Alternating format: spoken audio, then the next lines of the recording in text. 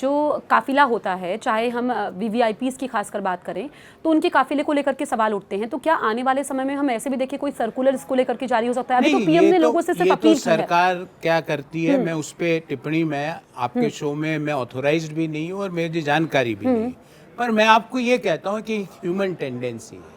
जैसे अगर आप और मैं एक साथ काम करते हैं और आपने खाने में से घी तेल का कंजम्पशन कम कर दिया, हाँ। तो 10 दिन बाद मैं भी करूंगा। तो ये एक इम्पैक्ट ह्यूमन बिहेवियर का है।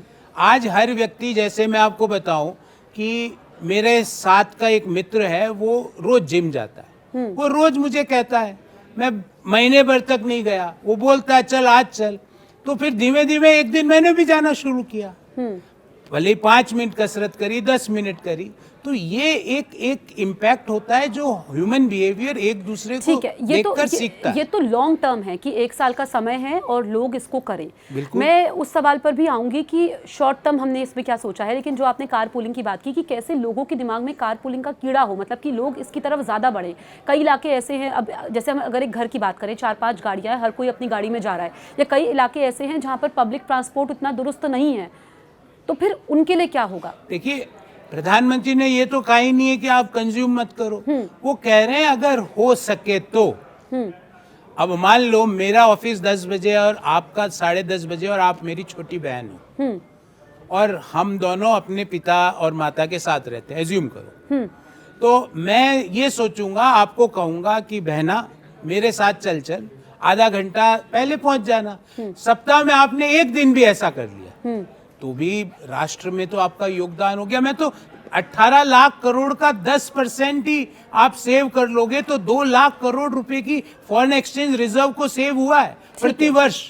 और इससे एक और फायदा है, अगर हम ये आदत में डालेंगे, आपने जैसे ईवी की बात करी प्रधानमंत्री जी ने, हमने बात करी कार पुलिंग की, इसका दीर्घकालीन प्रभाव तो पॉल्यूशन में, और आपसे और मेरे से ज्यादा जो दिल्ली एनसीआर में हम लोग रहते हैं, हमसे ज्यादा कौन समझता। अगर 10% गाड़ियां कम चलना शुरू होगी तो जो कार्बन एमिशन है वो 10% कम होगा। सारी बातें ठीक है, लेकिन ये थोड़े लॉन्ग टर्म इफेक्ट्स हैं कि थोड़ा हमें इंतजार करना होगा। क्यों लॉन्ग टर्म? हम इमीडिएट सॉल्यूशन की अगर हम बात करते हैं तो क्या है? मैंने तो आपको कल का वीक में एक दिन आप नहीं, वो ठीक है, बट जो आप 10% टारगेट अचीव करने की बात कर रहे हैं, उसके लिए थोड़ा हर मंथ हो गया ना मैडम, हर मंथ होगा ना। जैसे जो हमें क्रूड ऑयल इस महीने खरीदना है, वो खपत अगर 10% कम हुई तो हमारा फॉरेन एक्सचेंज 10% इस महीने कम लगा।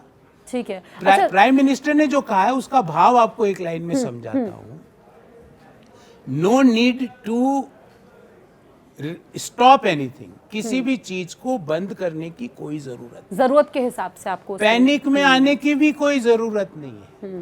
पर अगर हम हमारे सोने की बाइंग को हो सके तो 1 साल के लिए पोस्टपोन करें, क्योंकि जो हम बाई कर रहे हैं वो बाहर से इंपोर्ट हो रहा है, उसमें फॉरेन एक्सचेंज देश को देनी पड़ रही है। 99% हम इंपोर्ट करते हैं। करेक्ट। वैसे के वैसे अगर विदेश में घूमने जाना है तो शिलोंग चले जाओ, जोधपुर चले जाओ, जैसलमेर, उदयपुर चले जाओ। मैं उदयपुर का हूँ तो मैं कहूंगा उदयपुर चले जाओ, और सारे विपक्षी नेताओं को भी कहूंगा कि उदयपुर आइए, आपका मैं खुद स्वागत करूंगा वहां पर। आइए वहां, क्यों मस्कट में और बैंकॉक में और इटली और जर्मनी और अमेरिका और पेरू और ब्राजील में आप हर महीने छुट्टी मनाने चले जाते हो?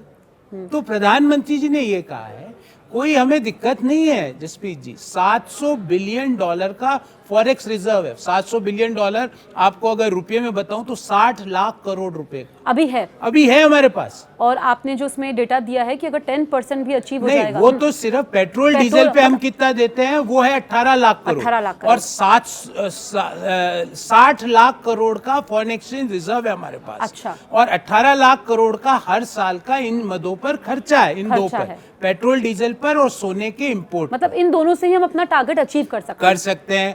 फिर जैसे प्रधानमंत्री तो हमेशा वोकल फॉर लोकल की बात करते हैं, तो हमारे देश में इतनी अपार संभावना है। मैं आपको मेरा अनुभव बताता हूँ, मैं भी दुनिया के कई देशों में गया हूँ, पर जो नेचुरल ब्यूटी नॉर्थ ईस्ट में है, मैं गारंटी देता हूँ कि यूरोप के कोई देश में नहीं। पर हमारे लोग प्रधानमंत्री चाहते हैं कि हम वहां जाएं। देश में कई अनएक्सप्लोर्ड जगह है। करेक्ट। लक्षद्वीप, अंडमान से सुंदर तट, मुझे नहीं लगता समुद्री तट दुनिया के कोई देश के पास है। तो ये जो हमारी जो कल्चरल इश्यू है ना, मैं आपको एक मिडिल क्लास वेडिंग का एक एग्जांपल से समझाता हूँ। एक मिडिल क्लास वेडिंग में लगभग 15 लाख रुपया हर मिडिल क्लास वेडिंग में जो इंपोर्ट इंटेंसिव स्पेंडिंग पे होता है, जिसमें फॉरेक्स इंटेंसिव स्पेंडिंग, जैसे सोना आपने खरीदा। आजकल चलन मिडिल क्लास में भी हो गया कि शादी के बाद घूमने पति पत्नी है वो विदेश जाते हैं। आजकल ये भी चलन हो गया कि जो हम डेकोरेशन शादियों में करते हैं वो भी इंपोर्ट होता है। अगर हम उसमें से 10% डोमेस्टिक लोगों से खरीद लें, ठीक है, मैं तो कह रहा हूँ उस 15 लाख का में से अगर 1.5 लाख रुपया डोमेस्टिक, हमारी डोमेस्टिक इकोनॉमी जो में आम भी फायदा जनता होगा। इस वक्त हमें देख रहे हैं कि आप सिलेक्टिव हो जाइए, आप एकदम इम्पल्स की बिना सोचे समझे कि ये अच्छा है आप ले किसी लीजिए। भी तरह की घबराहट की कोई जरूरत नहीं अच्छा, है। राहुल गांधी कह रहे हैं कि ये सरकार देश की अर्थव्यवस्था का बोझ आम आदमी पर डाल रही है। राहुल गांधी जी, आप एक तो विदेशी में जो आप हर महीने छुट्टी मनाने जाते हो वो बंद कीजिए प्लीज। इससे फॉरेक्स बहुत जाता है। आप जाइए, गोवा जाइए, आप केरलम जाइए, आप मैंगलोर जाइए, आप उदयपुर आइए, आप शिमला जाइए, आप जम्मू कश्मीर जाइए, आप शिलोंग जाइए, आप रांची आइए, आप भुवनेश्वर जाइए, पर आप ये हर महीने आप बाहर चले जाते हो, ये सही बात नहीं है। अब क्यों जाते हो मुझे नहीं पता, पर आप अगर जो हमें समाचार पत्रों से ज्ञात होता है कि आप छुट्टी मनाने जाते हो, उसको बंद कीजिए, नंबर 1। नंबर दूसरी बात, हर चीज का विरोध करना, मतलब किसी ने कुछ कहा ही नहीं है। अब मतलब एकमात्र ऐसा देश है भारत, जसप्रीत जी बहुत प्राउडली बता रहा हूँ, एकमात्र। डेवलप्ड देशों ने भी पेट्रोल डीजल के दाम पिछले 2 महीने में 50% तक बढ़ाए हैं, 50%। और हमारे आसपास के देशों ने तो डबल किए हैं। हमने 1 पैसा भी बढ़ाया क्योंकि हमारी इकोनॉमी की ताकत है। We are on a very resilient and strong economic foundation. हमें जरूरत नहीं है। पर अब ये जो ये 3 जियो पॉलिटिकल कॉन्फ्लिक्ट जो मैंने आपको गिनाए, वो कब खत्म होंगे उसका किसी को कोई प्रेडिक्शन नहीं है। अगर हम इसमें थोड़ा सा हमारी आदतों में सुधार कर लें, और हमने मिलकर 140 करोड़ देशवासियों ने मिलकर बड़ी चुनौतियों को खत्म बिल्कुल, किया। इससे पहले मुझे याद है जब पीएम मोदी ने एलपीजी की सब्सिडी छोड़ने के लिए कहा था, तो भी बहुत सारे लोगों ने स्वेच्छा से वो सब्सिडी छोड़ी थी। बहुत बड़े जियोपॉलिटिकल कॉन्फ्लिक्ट्स में हम कैसे निकले। वैक्सीनेशन, हमने वैक्सीनेशन ड्राइव दुनिया के डेवलप्ड नेशन से पहले करके, सफलतापूर्वक करके कोरोना को खदेड़ा। दूसरा, जीएसटी, दुनिया भर के लोग कह रहे थे अरे नहीं होगा, ये होगा। पहले की सरकारें जो 4 से 14 के बीच कंसेंसस नहीं बना पाई, हमारे ऊपर भी कई लोगों ने कई तरह के आक्षेप लगाए। आज जीएसटी रोल आउट हो गया है, बिल्कुल स्मूथ और स्ट्रक्चर्ड है देश।